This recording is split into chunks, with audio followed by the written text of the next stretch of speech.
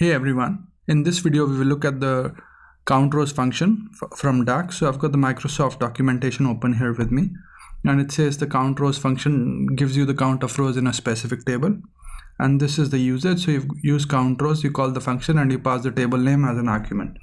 So let's go here now, and I've got this file open here with me. I have uploaded this file to GitHub, so you can download the file and do the tutorial along with me if you go through the video notes. So I've got the dim product table, and if you go into the data tab, you can see the count of rows, which is 606. So let's just create a quick measure. So we'll just go here and we'll just go new measure, and we'll say count of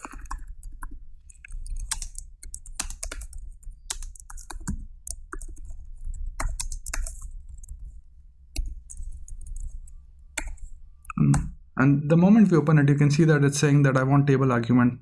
The table is in bold, so we'll just pick the table name, dim product, and we'll close it out and hit enter.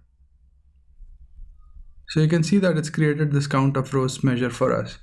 Let's just quickly go to the report tab, and we'll drag this count of reports measure here, and it's giving me 606, as you can see here.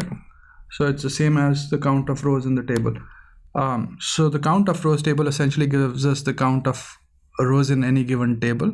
If you wanted to find the count of rows for any particular table, you could use this function. I hope you find this video useful, and thanks for watching this video. Please do subscribe to my channel and like my videos if you enjoy what I'm doing. Let me know if you would like me to take any specific topics. Cheers, bye.